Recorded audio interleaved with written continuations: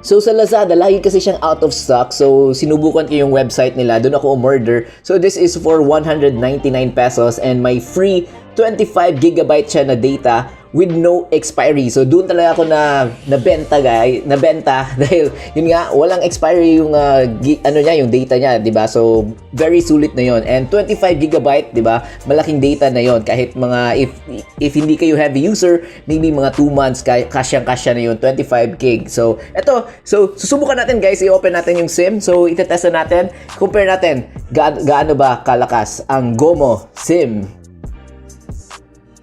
So ito guys, nakabit ko na yung SIM, nandito yung Globe ko and ito naman yung GOMO. So sa signal, actually mas malakas yung Globe, may 1 bar siya, may maliit siya na bar, but yung GOMO ko is yon, wala siyang signal. So yon, hanap tayo ng signal so that we can test kumbaga yung kanyang speed test natin, di ba? So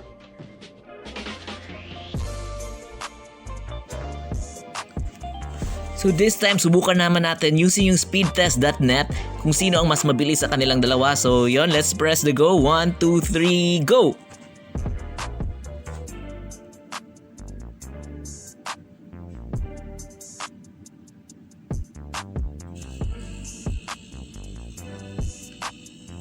Yung GOMO natin nasa 2 Mbps, but yung Globe natin hindi pa siya nagte-test. So panalo dito ang GOMO compared sa Globe. So yon, hindi man lang naka-download yung Globe natin. So yon, sa speed test, panalo ang GOMO versus yung sa Globe.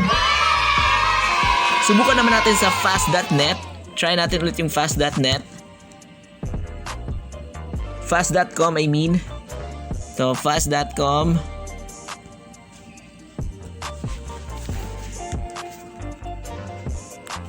So yung GOMO natin is at 1.4 Mbps. Yung Globe natin, yun, hindi pa din nagpo-function. I think may problema yung signal ng Globe ko dito. So definitely hindi same yung GOMO versus Globe. So in my area, panalo talaga ang GOMO versus Globe. So as you can see, 1.5 Mbps versus yung sa Globe ko, hindi pa nag-start, 0. Wala siyang nakuha na network. So try natin ulit to connect.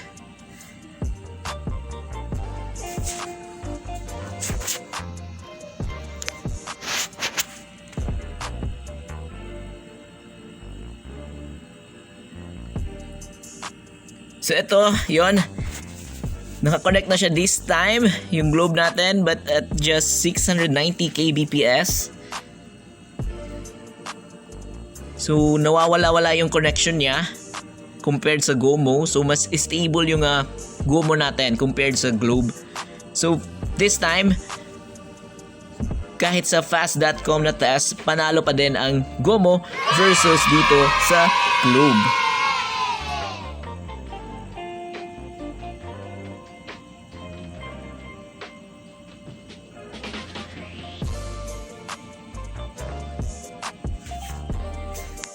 So yun, natapos natin i-test yung GOMO versus Globe. And definitely, yung sa speed test, yung fast.com, yung speedtest.net na test natin is panalo yung GOMO. So yung signal din doon sa labas, mas malakas yung signal ng GOMO. So definitely, panalo ang GOMO versus Globe. So sa mga nagsasabi dyan na same lang yung network ng Globe, same yung facility na ginagamit nila, definitely, I think may agreement yung Globe tsaka GOMO, but based sa aking testing, based lang to sa aking testing dito sa aming area, dito sa Cebu, is yung GOMO mas malakas compared sa Globe. So maybe because konti lang yung users ng GOMO compared sa Globe, hindi ko din alam if same yung facility nila, but yung based dun sa result na nakuha natin sa testing natin sa speedtest.net tsaka yung sa fast.com, definitely mas mabilis, mas malakas yung GOMO. So for today, yung sa testing natin, panalo yung GOMO versus sa Globe. So yun lang yung video natin for today, guys. If you have